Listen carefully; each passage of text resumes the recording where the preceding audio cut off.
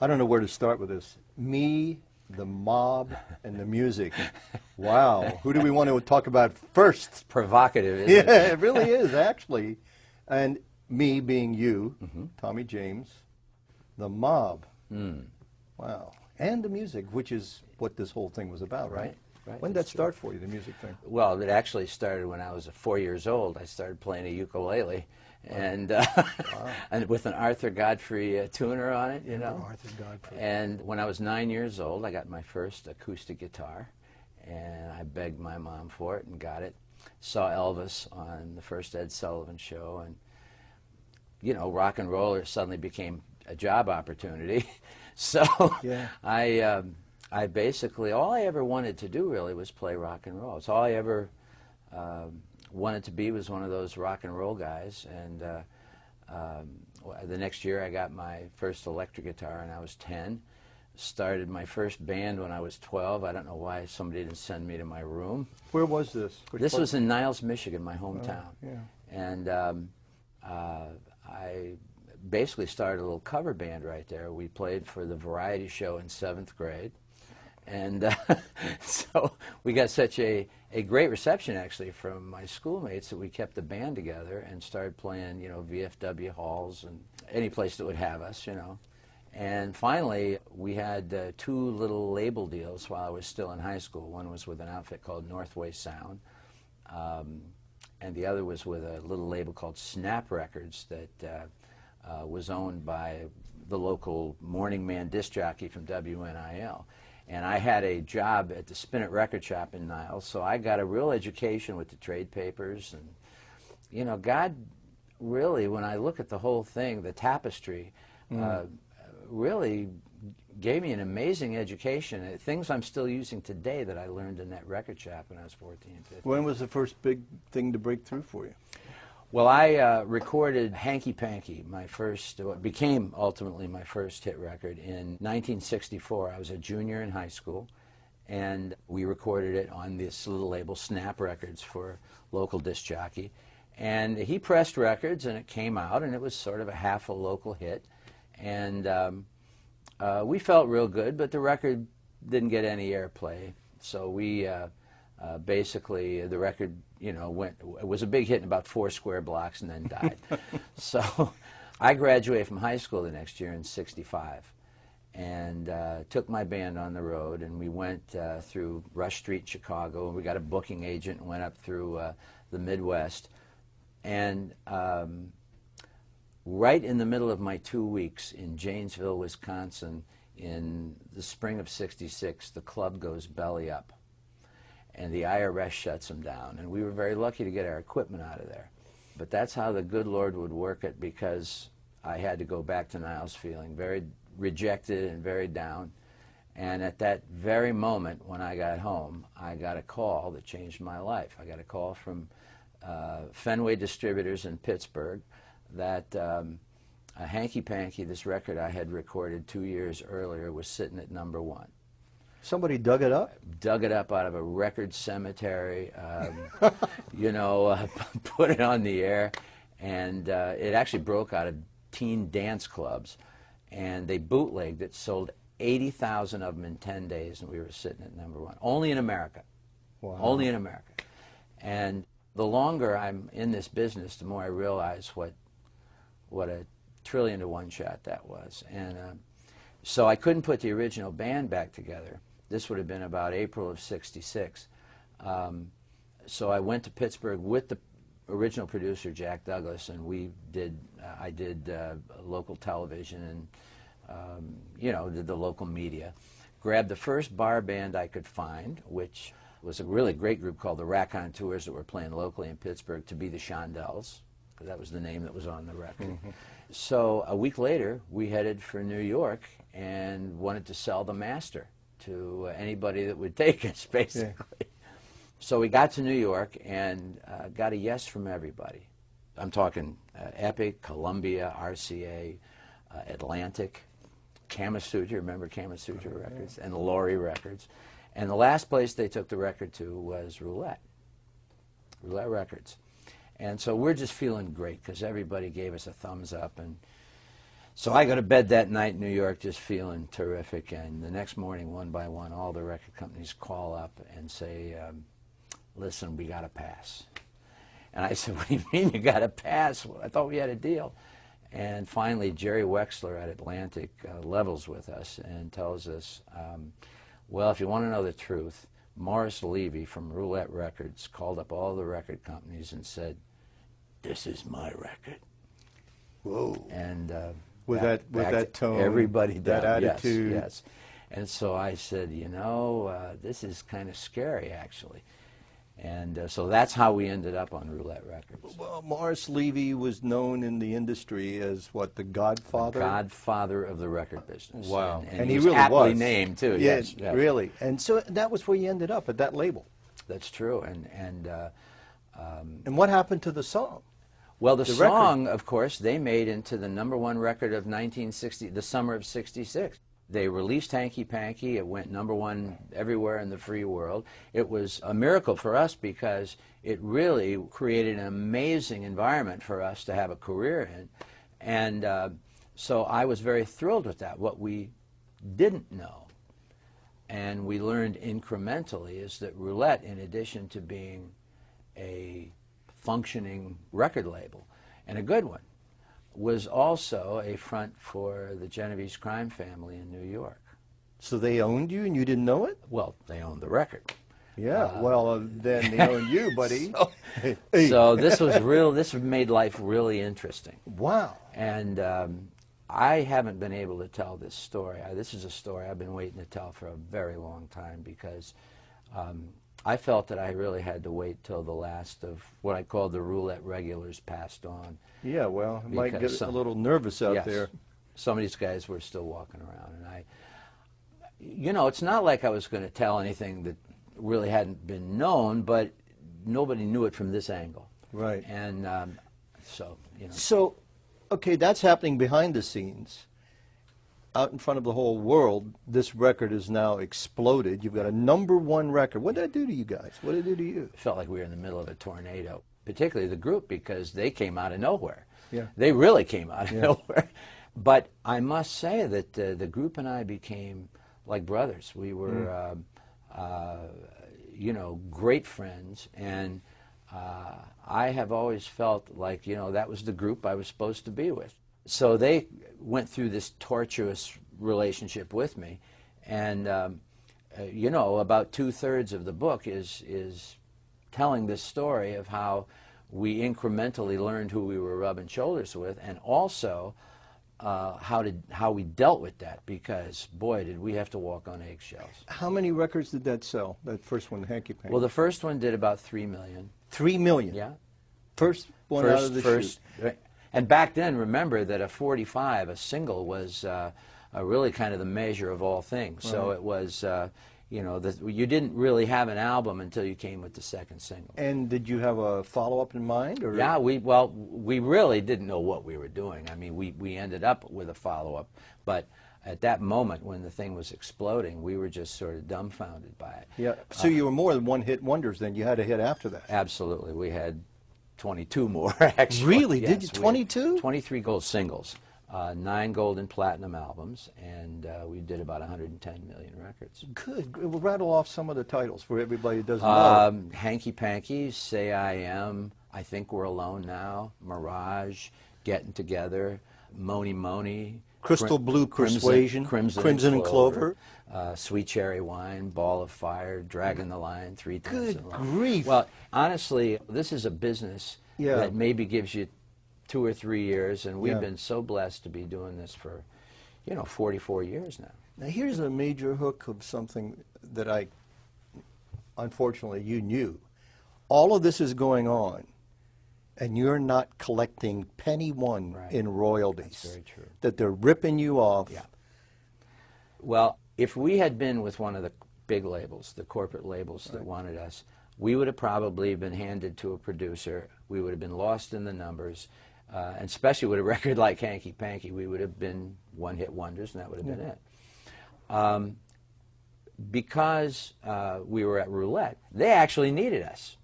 You know, they hadn't had a hit since really the Essex from back in '63, and so it had been almost 3 years, the better part of 3 years since they'd had a major hit.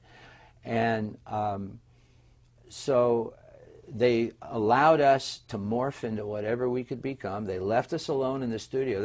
We spent a lot of money in the studio. We just couldn't get royalties. And that, of course, became the issue. Now, we were making money from our concert tours, and we were making money from commercials and BMI and things like that. So it wasn't like we were destitute.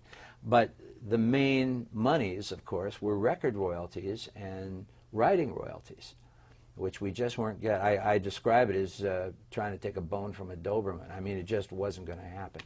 And, of course, you weren't just dealing with Morris. You were dealing with the people who were behind Morris. So. And this went on for how many years? Almost 9. And in the middle of all this, too, you had a young woman who got pregnant. Yes, my first wife. Sure. First wife, and a child from that, a young son. 18 years old. My senior year in high school was real interesting. Like you're a kid. Yeah. So it's a kid having a baby. Yeah. And then, but you're running all over the country, and hit after hit after hit. Then you, like it's happened to so many, here comes the booze and the alcohol. And the pills. And everything else. Yeah, that's right. Well, that's true. And my life quickly became, get the next single ready. Get the next project ready. And I realized I was on my own in this because, roulette was not a bowl of creativity. I mean, they had the money. Right. They could make things happen, but it was up to me to put the production team together and to come up with the next record. So the pressure and just the lifestyle, plus I am an alcoholic, and that is a fact. I didn't know that till years later, but I mean, the bottom line was that I just real quickly fell into pills and booze, uppers and downers, and that was just part of my life right then. You lost the marriage through it, right? I sure did. And so that just became our way of life. In fact, the funny part is that nobody really thought too much about it. It wasn't like people were saying, oh, you're doing pills. It was like, let's get the next record ready. What do you need? So truthfully, it's amazing how quickly and easily you start doing that stuff. And when you're that age, you have no fear of chemicals. And you're invincible. Oh. And in the middle of all of this, was there any time you ever sat and said, okay, I've got all this going on around me, all the great success with records, but not only did you lose that marriage, you lost a subsequent marriage, you were married the second time. That's right. Is there ever a time when you're sitting in a hotel room and going, I'm fooling myself? Oh, you better believe it. You better believe it. In fact, that kind of brings me to my first real experience with the Lord. I was brought up Catholic. I was an altar boy for about 12 minutes. I knew I loved God, but I was a biblical illiterate. And I really didn't know the Old Testament from the New Testament, and I really was just sort of floundering. And I'll never forget one night, you talk about God meeting you where you live. One night I'm playing a gig in Pennsylvania. This is late '66. And it was 3 a.m. and we had taken uppers that night, and we had been writing, and I'm wide awake, everybody else is in bed. So I'm twiddling my thumbs, and I'm looking around the room, and I was in a Holiday Inn, and I opened a desk drawer, and there's a Gideon Bible. And I just took a hold of it. It felt real friendly, and but I didn't know where to start, so I just went, and I just went, God, talk to me somewhere. You said that literally. I did, and it was just a very personal thing. Right. And so I opened it up, and I went to Ezekiah. It was Ezekiel. And at the time, I'm a real UFO nut. I mean, I'm fascinated with UFOs. So I open up Ezekiel, and I read the greatest UFO story in history. Ezekiel 1 and the chariot and the lights yes. and the wheels and the whole thing. Exactly. And I was just blown away because I knew that was God talking to me. First of all, that was a 1 in a million shot that I was going to land right there, and that I had just been talking about this with somebody before, and I was just so totally into this subject. I knew that it was him saying, "Here's, you want a UFO story, Tom? Here's one, truly." And I knew that he spoke to me, and it really changed me. God was real. Suddenly he was in the now. What did you do with that? Well, I stole the Bible. Oh, God. That's the first thing I did. Took me years before I knew that they wanted you to take the Bible. I didn't know that, so I felt very guilty about it and tucked it away in my suitcase and took it home. So I'm sort of sporadically reading my Bible, but I really have no method of reading. I'm just reading wherever I read. And it was good, but it wasn't great. So about 4 months later, I'm at my apartment in New York, and I'm writing, and Billy Graham is having a crusade at Shea Stadium, and Channel 9 is broadcasting every night. So I started watching it, and I really had a hunger for God, and I didn't, I wouldn't have known that was the way to describe it, but I was really feeling that. And I started listening, and I put the guitar down and listened to the whole thing, and that was really great. And the next night I did the same thing. And Wednesday night, he gave one of the most incredible teachings on why Jesus came. I had never heard it put that beautifully and simply before. I'd heard a lot of theology, but I never heard it quite like that. And I knew I'd heard the truth. And I've often described it as a fork hitting a crystal goblet, just that pure tone. And it rang something. I mean, I knew I heard the truth. And I went up to the TV. I'm sure I did, retinal damage. I went about this close, put my nose on the set and my hand. And when he gave the invitation, and I got saved that night. Whoa. This was in the spring of '67. So I knew that God was talking to me, and I knew that I was responding to the Holy Spirit, and I knew a lot of things that really I had no business knowing but I knew. It's coming as almost like revelation to you. True. How did it affect your life? Did it change anything? Well, unfortunately, I kept popping pills, and I kept, basically living the lifestyle I was, but I was different. And God had broken through that stuff, and there were no believers in my life at the time. Not at the record company. I was really by myself in this, and there wasn't much on television. One of the things I was very thankful for was when the 700 Club came on. Really? Because up until that time, there was really nothing regular every day on television that you could tie a rope around. It was, you had to catch it wherever you could catch it, Yeah, and this is not a paid commercial announcement. No, I'm very serious about that. Yeah. The 700 Club has been a big part of my Christian growth, and I mean that sincerely. Yeah. So you went on with the records? Yes, with the hits? this was '67, and it's funny. Everybody, and I told a couple of the members of the band who totally got it. Yeah. And they became Christians too. The whole band ended up getting saved, by the way. My goodness. The whole band. All in their own way with God. And not quite all at the same time, but within a very short period of time, really a couple of years. And I've always been very grateful for that, and we're still best friends to this very day. As a matter of fact, we're back in the studio again together. But we then, to answer your question, we then came, I Think We're Alone Now, and Mirage, and just a whole slew of records for us. And then we began, really after Moni Moni, we began producing our own product. And that really was a monumental moment. So how did this affect your relationship with Morris Levy, with Roulette Records, and with the boys in the band, the other guys, the mob guys? True enough. This was a really crazy story because the duplicity, the double-mindedness, the crazy schizophrenic relationship that I was, life that I was leading, quite literally talking to Jesus on one hand and talking to Morris on the other. It was nuts. And I don't know why the Lord chose to bless me through these people, but he did. And two mob guys, come on. I mean, isn't weird. that nuts? Yeah, it's really nuts. But it just shows you that God is everywhere and has His kids everywhere, and uses situations in the way He chooses. Things you would never in a million years think would be a blessing turned out to be. I mean, you were working with guys that one day you'd be sitting talking with them, the next day they were taken out.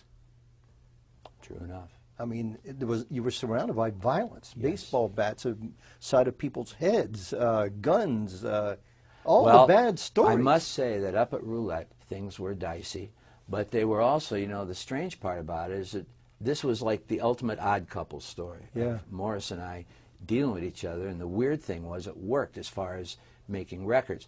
We creatively couldn't have gone to a better place as far as, you know, creating a rock and roll career.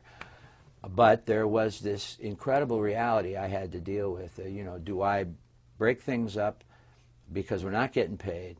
He owed you about what, $30, $40 million? Before it ended up, our accountant calculated somewhere between $30 and $40 million that we just flat out didn't get. This was not only from royalties, but it was for mechanicals on the songwriting, plus licensing deals all over the world. But on the other hand, there's always a but and a comma. If I'd have had that money right then with the lifestyle I was leading, I would have probably destroyed myself. It wasn't until I left Roulette in '74. We had some other hits on some other labels, but basically Morris and I kept a relationship. We would talk to each other. And my publishing stayed there, by the way, till 1979. And Morris, by the 80s, incidentally, by '86, I went to the Betty Ford Center, and it was one of the most wonderful experiences of my life. To dry out from the pills, everything, the got booze. rid of everything. And I must say that when I played my first gig after, you know, being high on something for 25 years, every time I would play, it was the most liberating experience in the world. It was incredible. They told me at the Betty Ford Center, I said, come on, what do I do? They said, well, we suggest that you start off playing smaller venues and, you know, kind of work your way back. I said, fine. The first gig I took was Madison Square Garden. So it was on the line. So one of my counselors actually flew in at his own expense to be with me that night. I'll never forget that. This was March of '87. And I got up on stage and I went into Dragging the Line and I go, making a live, and my knees are weak. By the third song, I'm having a ball. Wow. And it was so incredible to have that back and forth with the audience immediately, without going through the acting of raising your right, say, okay, now it's time to smile and raise your left hand. Right. And it was like somebody turned the color knob on the TV set, and it was just the most incredible feeling. That demon was dead. Wow. And also simultaneously with this, you had met another woman. Yes. Well, here we go again. The love of my life. And you've been married how long now to? 38 years. Wow. So that Since one's 1972, actually, yeah. Yeah. So life really did turn around for you. Oh, it sure did. And of course, one of the main things was I had to stop with the chemicals and the smoking and the booze and all that. That had to stop. With all this that's happened now, and did Morris take his hooks out of you? Did he still in some way own you emotionally? Well, it was very interesting. At that very moment that I went to the Ford Center, Morris got arrested. He had purchased Strawberries, the record chain, and his behavior caught up with him, and he was arrested in 1986, just at the moment that I went to the Betty Ford Center. Wow. And he was brought up on charges of racketeering, and he ended up the following year getting a 10-year prison sentence. And he basically then unloaded Roulette and Big 7 Music, the publishing, and he sold it to EMI and to Warner Brothers and Rhino. And when he did, of course, then we started getting paid in earnest. And so, as you can see, all of these things coalesced. And he had offered me a label. This is back in '85, and I'm so glad I didn't take it. But at any rate, everything kind of came together at once. Morris not being an issue anymore, combined with being completely sober, and all of these things, you know, you can call them coincidences if you want to, but I know better. And basically what happened from that point on was Morris contracted cancer. I think despite the feds, actually, and never served a day. He died before he went to prison. Is that right? Yeah. Morris and my father died the same year of the same thing. It was just quite amazing. Did you have any contact with Morris at all before he died? Morris died in May of 1990, and we were just leaving for a concert in Chicago. I had just come with a brand new album called Hi-Fi on Aegis Records, and I hadn't done a studio album in 10 years, and this was really a big deal. So my manager and the record company president were with me. We were all going to Chicago to open up the tour. And just as I'm leaving the house, I get a call from Morris's accountant, who happened to be my accountant, saying, Morris is asking for you. And if you want to see him, you better get up here right away. He was in Ghent, New York at his farm. And I said, oh my God, I'm leaving. I'll be up there tomorrow morning. So I did the show in Chicago, and I was planning on coming right back and going up, and he died that night. Whoa. And I never got a chance to say goodbye to him. So the last scene of the book and the movie will be the sort of imaginary conversation I'm having. When you reflect on all this, Tommy, do you see the invisible hand guiding your life? Oh. The events, everything is Without transpired. a doubt. But the fact is that you're sitting here right now talking to me. It's a miracle. It's a miracle.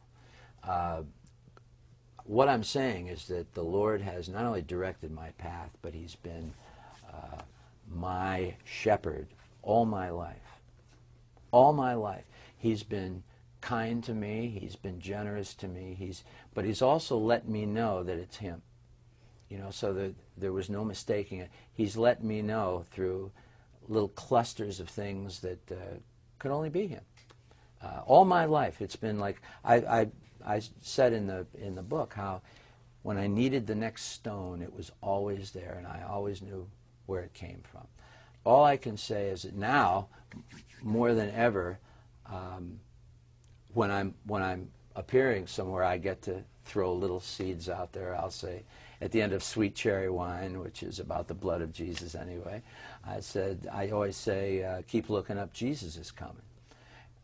Because it's true, number one, but also you wouldn't believe that little seed that goes out there after the show when we're signing autographs and stuff, how many people come up to me and say they heard that and ask me specifically if I'm a Christian and how long I've been a Christian. I get to talk about Jesus. And another one of your songs, Crystal Blue Persuasion. Yeah, that was about becoming a Christian.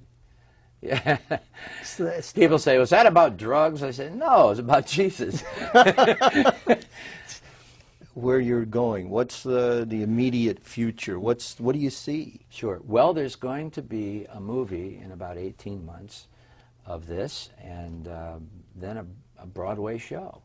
And I'm just blown away by it. You have no idea, because this is quite obviously the hand of the Lord. And how ironic that telling this story is going to be the biggest project I've ever been involved in, ever in my life. Yeah. And it's going to be me recounting my walk with Jesus and what that led me to. I'm just blown away by that. I think we all are.